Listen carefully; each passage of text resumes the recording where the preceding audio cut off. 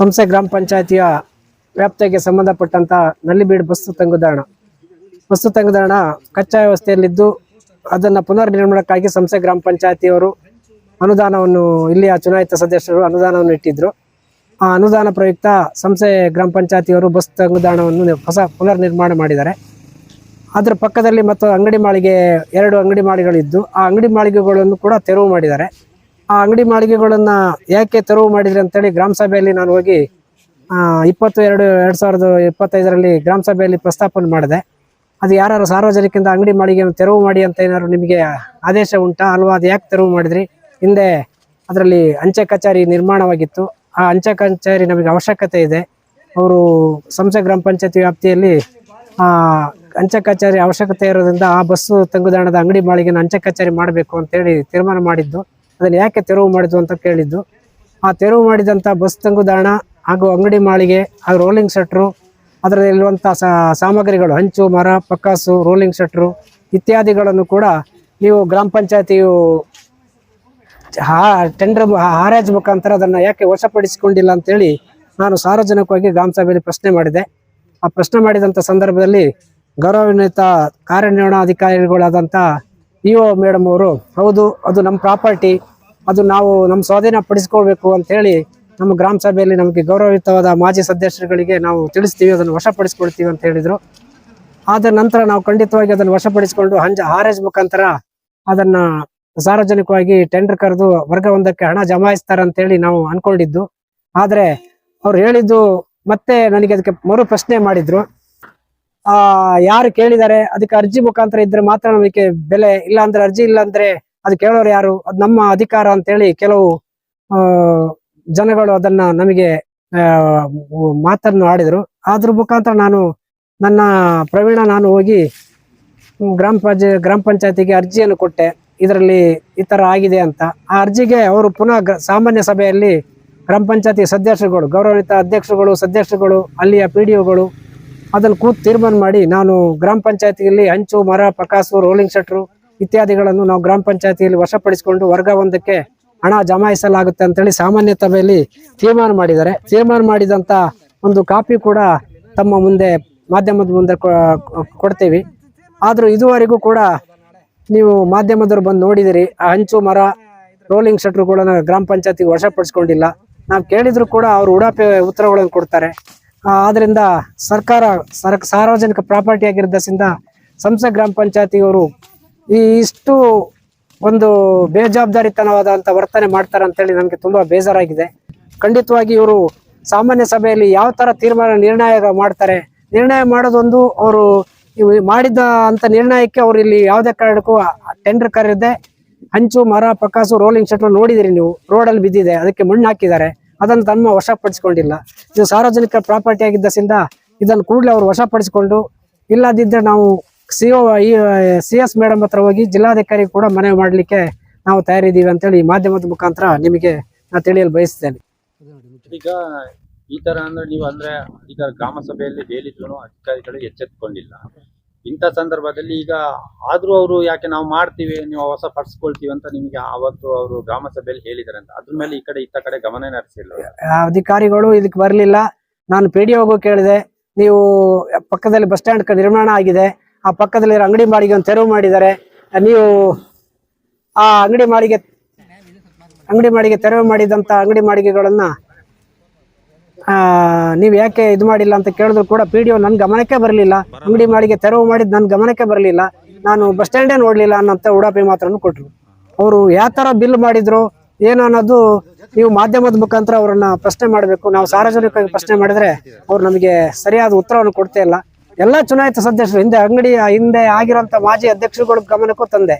ಪ್ರತಿಯೊಬ್ಬ ಮೆಂಬರ್, ಇಲ್ಲಿ ಚುನಾಯಿತವಾದ 3 ಜನ ಮೆಂಬರ್ಗಳಿದ್ದಾರೆ, ಆಲ್ರೆಡಿ ಹಾಲಿ ಅಧ್ಯಕ್ಷರು ಕೂಡ ಇಲ್ಲಿದ್ದಾರೆ, ಅವ್ರ ಗಮನಕ್ಕೂ ನಾವು ತಂದು. ಆದ್ರೂ ಕೂಡ ಇವ್ರು ಯಾರ ಕೇಳ್ತಾರೆ, ಎಮ್ಮೆ ಮೇಲೆ ಮಳೆ ಬಂದು ನೀರು ಹೇಗೆ ಹೋಗುತ್ತೆ ಆ ತರ ಮಾಡಿದ್ದಾರೆ. ಇದು ಖಂಡಿತವಾಗಿ ಸಾರ್ವಜನಿಕ ಪ್ರಾಪರ್ಟಿ. ಈ ಹಂಚು ಸಾಧಾರಣ ಒಂದು 2 ಅಂಗಡಿ ಮಾಳಿಗೆಯಿಂದ ಹಂಚು, ರೋಲಿಂಗ್ ಶಟ್ರು, ಪಕ್ಕಾಸು ಇದನ್ನೆಲ್ಲ ಕೂಡ ವಶಪಡಿಸಿಕೊಂಡು, ಇಲ್ಲಾಂದ್ರೆ ನಾವು RTI ಕೇಳ್ತೀವಿ, ವಶಪಡಿಸಿಕೊಂಡ್ರೆ ಅವ್ರು ನಮಗೆ ಸರಿಯಾದ ರೀತಿಯಲ್ಲಿ RTI ನಮಗೆ ಅದು ಹಣ ಸಂದಾಯ ಮಾಡಿದಂತ ಒಂದು ರೆಸಿಪ್ಟ್ ಕೂಡ ನಮ್ಗೆ ಕೊಡಬೇಕಾಗುತ್ತೆ. ಅದು ಈ ಮಾಧ್ಯಮದ ಮುಖಾಂತರ ನೀವು ಅವರನ್ನ ನಾವು ಕೇಳಿ ಅವ್ರು ಏನು ಪ್ರಯೋಜನ ಆಗ್ಲಿಲ್ಲ, ಮಾಧ್ಯಮದ ಮುಖಾಂತರ ನಿಮ್ ಕಣ್ ತರಿಬೇಕು ಅಂತ ಹೇಳಿ ನಿಮ್ಮನ್ನ ನಾನು ಇವಾಗ ಒಬ್ಬ ಮಾಜಿ ಗ್ರಾಮ ಪಂಚಾಯತಿಯ ಅಧ್ಯಕ್ಷರಾಗಿ ನಿಮ್ಮಲ್ಲಿ ನಾವು ಕಳಕಳಿಂದ ಮನವಿ ಮಾಡ್ಕೊಳ್ತೀವಿ.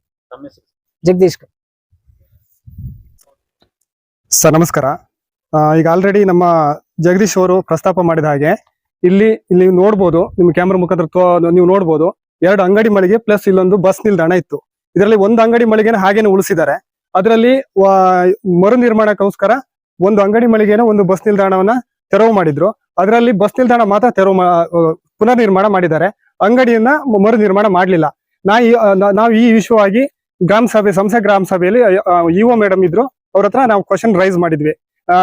ಮೇಡಮ್ ಇದು ಯಾಕೆ ನೀವು ಅದನ್ನ ಏನಾದ್ರು ರೆಸೊಲ್ಯೂಷನ್ ಏನಾದ್ರು ಪಾಸ್ ಮಾಡಿದ್ರಾ ಅಂದ್ಬಿಟ್ಟು ಕೇಳಿದ್ವಿ.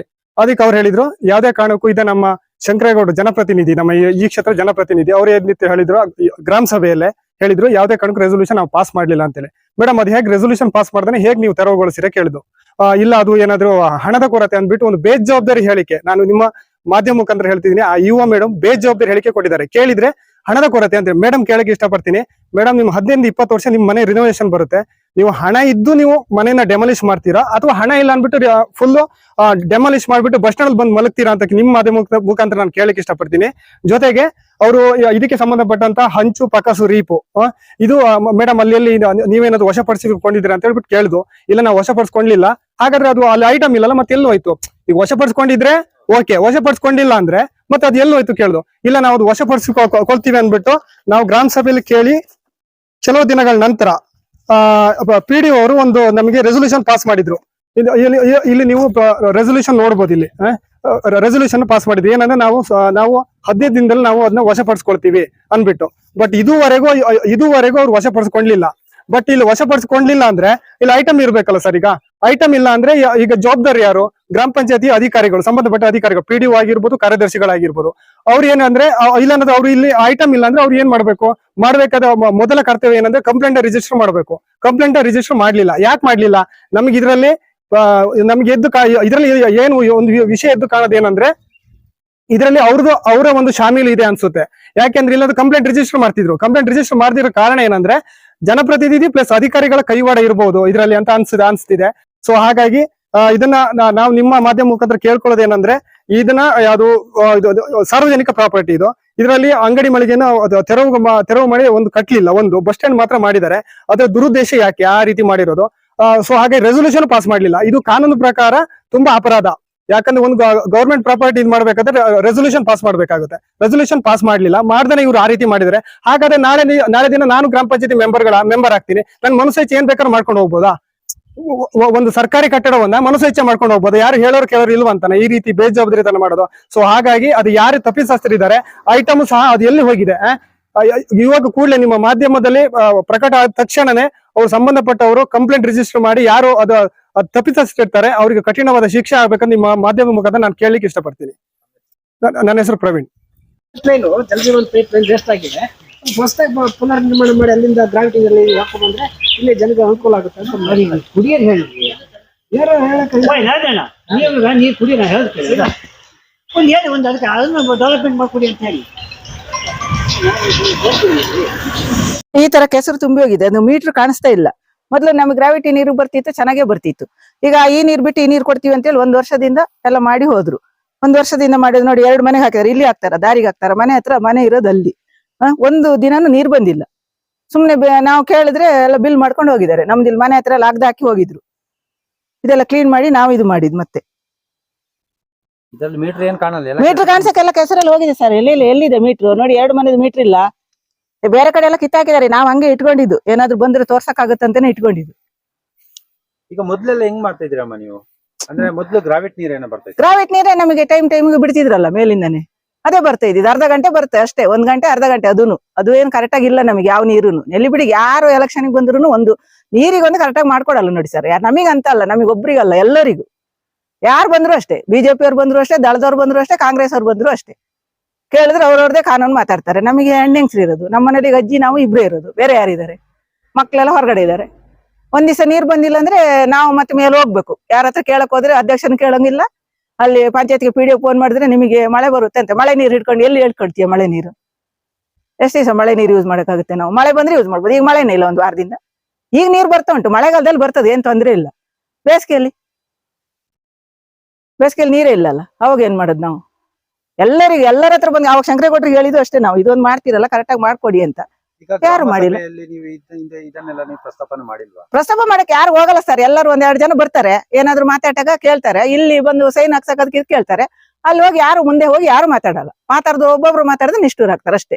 ಒಂದ್ಸರಿ ಆ PDO ಲೇಡಿ ಇದ್ರು ನೋಡಿ, ಲೇಡಿ ಇದ್ದಾಗ ಒಂದ್ಸರಿ ಬಂದು ಅಲ್ಲೆಲ್ಲ ಕೆಳಗಡೆ ಏನೋ ಇದ್ ಮಾಡ್ತೀವಿ ನಾವು, ನಾವೆಲ್ಲ 1-2-3 ಜನ ಸೇರಿ, ತುಂಬಾ ಜನ ಸೇರಿ ಸೈನ್ ಹಾಕ್ಸಿ ಅಲ್ಲೆಲ್ಲ ಇದಿಡೋದು ಅಂತ ಮಾಡಿದ್ರು ಕೆಳಗಡೆಯಿಂದ.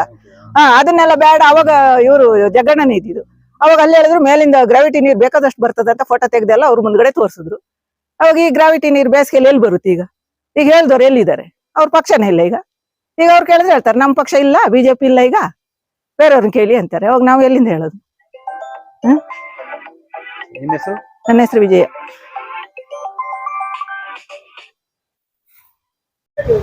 ನೋಡ್ಬೋದು ಇಲ್ಲಿ ಜಲ್ ಜೀವನ್ ಅಂತ ಹೇಳಿ ಸ್ಕೀಮ್ ಮಾಡ್ಕೊಂಡಿದ್ದಾರೆ. ಸ್ಕೀಮ್ ಅಲ್ಲಿ ನೋಡಿ ಈ ತರ ಮಾಡ್ಕೊಂಡಿದ್ದಾರೆ, ಆದ್ರೆ ನಲ್ಲಿ ಯಾವುದೇ ರೀತಿ ನೀರು ಬರ್ತಾ ಇಲ್ಲ ಅಂತ ಹೇಳಿ ಇಲ್ಲಿನ ನೆಲ್ಲಿಬೀಡು ಗ್ರಾಮಸ್ಥರು ಆರೋಪ ಮಾಡ್ತಾ ಇದ್ದಾರೆ ಅಧಿಕಾರಿಗಳ ವಿರುದ್ಧ. ಜಲ್ ಜೀವನ್ ಅಂತ ಮಾಡ್ಕೊಂಡಿದ್ದಾರೆ. ಏನಾಗ ಪುಣ್ಯಕ್ಕೆ ನಮಗೆ ಗ್ರಾವಿಟ್ ನೀರು ಕೊಡ್ತಾ ಇದ್ರು, ಆದ್ರೆ ಅದೇ ನೀರು ಚಂದ ಬರ್ತಾ ಇತ್ತು. ಈಗ ನೋಡಿದ್ರೆ ಈ ಜಲ್ ಜೀವನ್ ಬಂದ ಮೇಲೆ ಯಾವ್ದು ನೀರು ಇದ್ ಬರ್ತಾ ಇಲ್ಲ ಅಂತ ಹೇಳಿ ಸ್ಥಳೀಯರ ಆಕ್ರೋಶ ವ್ಯಕ್ತಪಡಿಸುತ್ತಿದ್ದಾರೆ. ನೋಡ್ಬೋದು ಈಗ ನೋಡಿ.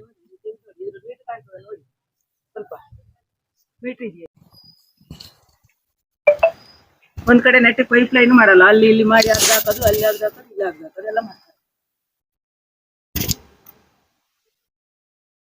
ಜಲ್ ಜೀವನ ಮಾಡಿ ಇಲ್ಲಿ ನಮ್ಗೆ ನೀರ್ ಸಹ ಸರಿ ಹೋಗಲ್ಲ, ಎಲ್ಲ ಮನೆಗೆ ಬರುದು ನೀರು ಎಲ್ಲ ಅರ್ಧ. ಮುಂಚೆ ಎಲ್ಲಿ ಹೋಗ್ತದೆ ನೀರು?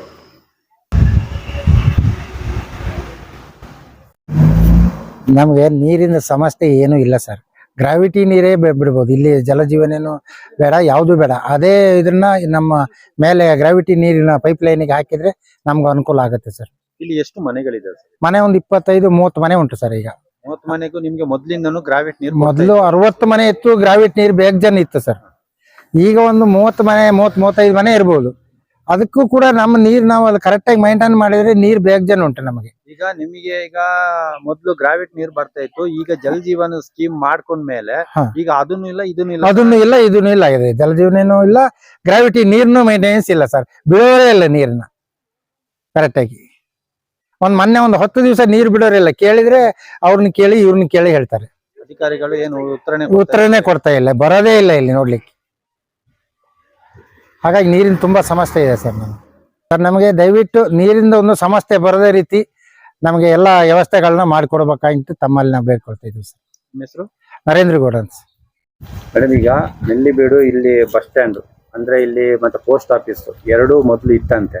ಬಟ್ ಈಗ ಕಟ್ಟಡ ತೆರವು ಮಾಡಿದ್ಮೇಲೆ ಈಗ ಬಸ್ ಸ್ಟ್ಯಾಂಡ್ ಒಂದು ಮಾತ್ರ ಮಾಡಿದ್ರಿ. ಇನ್ನು ಮತ್ತೆ ಅದು ಬಿಲ್ಡಿಂಗ್ ತೆರವುಗೊಳಿಸಿದ ಮೇಲೆ ಅದ್ರ ಇದ್ದಂತ ಅಂಚು ಪಕ್ಕಾಸ್ ಆಗ್ಲಿ ಅದಿಲ್ಲ ಅಂತ ಹೇಳಿ ಆರೋಪ ಮಾಡ್ತಾ ಇದ್ದಾರೆ. ಅಂದ್ರೆ ಇಲ್ಲಿನ ಗ್ರಾಮಸ್ಥರು ಅದನ್ನು ವಶ ಪಡೆದು ಈಗ ಗ್ರಾಮ ಪಂಚಾಯತಿಯವರು ತಗೊಂಡೋಗಿ ಅದು ಟೆಂಡರ್ ಮುಖಾಂತರ ನಾವು ಅದು ಹ್ಯಾಂಡ್ ಓವರ್ ಮಾಡಬೇಕಿತ್ತು. ಅದು ಯಾವುದೂ ಮಾಡಲಿಲ್ಲ. ಈಗ ರೋಲಿಂಗ್ ಶಟರ್ ಆಗಲಿ ಪ್ರತಿಯೊಂದನ್ನು ಅಲ್ಲೆಲ್ಲಿ ಬಿಸಾಡಿಟ್ಟಿದ್ದಾರೆ. ಒಂಥರ ಬೇಜವಾಬ್ದಾರಿತನ. ಅದು ನಿಮ್ಮ ಗಮನಕ್ಕೂ ಬಂದಿರಿದೆ, ಅಂದ್ರೆ ಗ್ರಾಮ ಸಭೆಯಲ್ಲಿ ಅದನ್ನು ಪ್ರಸ್ತಾಪನೆ ಮಾಡಿದ್ದಾರೆ ಅಂತೆ. ಬಟ್ ಇದ್ರ ಬಗ್ಗೆ ನಿಮ್ಮ ಅನಿಸಿಕೆ ಏನು ಮೇಡಮ್? ಹೇಳಿದ್ದೀನಿ ಗ್ರಾಮ ಪಂಚಾಯತಿ ಅವರಿಗೆ, ಶಟರ್ ಒಂದಿದೆ ತಗೊಂಡೋಗಿ ಬಂದು ಅಂತೇಳಿ.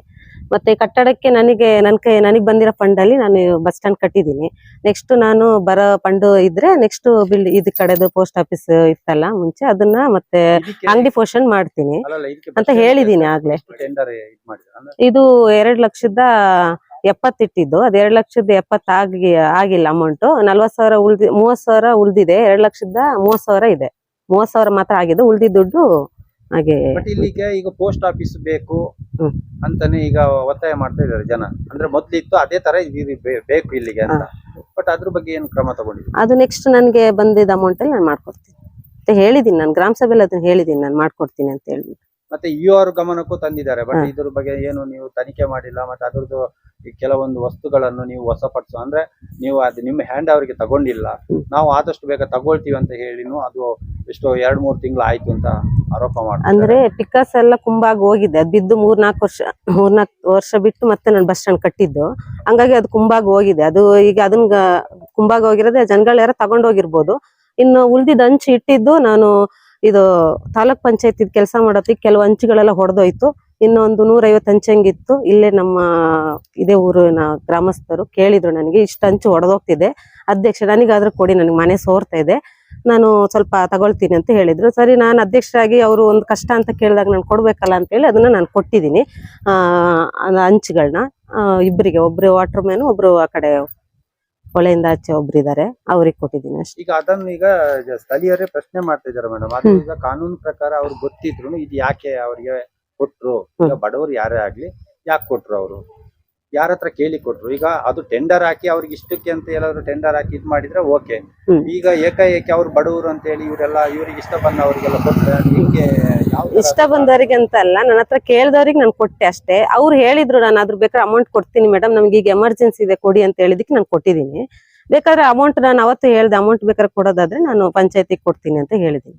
ನಾವ್ ಇರ್ಲಿ ಕೇಳ್ತೀವಿ, ಕೇಳ್ಬಿಟ್ಟು ಕೊಡ್ತೀವಿ ಅಂತ ಹೇಳಿದ್ವಿ. ಈಗ ಅದೇ ರೀತಿ ಜಲ್ ಜೀವನ್ ಸ್ಕೀಮ್ ಇಂದು ಮೇಡಮ್ ಈಗ ನಲ್ಲಿ ಮಾಡಿದ್ದಾರೆ. ಮೊದ್ಲು ಗ್ರಾವಿಟ್ ನೀರು ಬರ್ತಾ ಇತ್ತು, ಅದಾದ್ರೂ ಚಂದ ಬರ್ತಾ ಇತ್ತು. ಈಗ ಜಲ್ ಜೀವನ್ ಇದ್ ಮಾಡಿದ್ಮೇಲೆ ನೀರೇ ಇಲ್ಲ, ಈ ತರ ಆರೋಪ ಮಾಡ್ತಾ ಇದ್ದಾರೆ. ಅದು ಜಲ್ ಜೀವನ್ ಮಿಷನ್ ಮತ್ತೆ ಈಗ ಆಕ್ಷನ್ ಪ್ಲಾನ್ ಎಲ್ಲ ಮಾಡಿದ್ದಾರೆ. ನೆಕ್ಸ್ಟ್ ಅದನ್ನ ಮುಂದೆ ಕಾಮಗಾರಿ ಮಾಡ್ತಾರೆ ಅಂತ ಹೇಳಿದ್ದಾರೆ. ನಮಗೆ ಮಾಡಿದ್ರೆ ಅದು ಕ್ಲಿಯರ್ ಮಾಡ್ಕೊಡ್ತಾರೆ. ಮತ್ತೆ ಇದೇ ಭಾಗದಲ್ಲಿ ಈಗ ಕಾಂಕ್ರೀಟ್ ರಸ್ತೆ ಅರ್ಧ ಮಾಡಿ ಬಿಟ್ಟಿದ್ದಾರೆ ಅಂತ ಹೇಳಿ ಇಲ್ಲಿ ಸ್ಥಳೀಯರು ಕೂಡ ಅದು ತಾಲೂಕ್ ಪಂಚಾಯತಿಂದ ವರ್ಕ್ ಮಾಡಿದ್ದು ನನ್ನ ಗಮನಕ್ಕೆ ಈಗ ಹೇಳಿದ್ದಾರೆ. ನಾನು ನೋಡ್ಬೇಕು ಅದು ಏನಂತ ಹೇಳಿ ನೋಡಿ. ನೀವೇನಾದ್ರೂ ಈಗ ಅದ್ರ ಬಗ್ಗೆ ಏನಾದ್ರು ಅಂದ್ರೆ ಮೇಲಧಿಕಾರಿಗಳಿಗೆ ಏನಾದ್ರು ಅರ್ಜಿ ಮುಖಾಂತರ ಏನಾದ್ರು ಕೊಟ್ಟಿದ್ದೀರಾ ಮೇಡಮ್? ಅಲ್ಲ ಕೊಡ್ಬೇಕು. ಯಾವ್ದ್ರದ್ದು?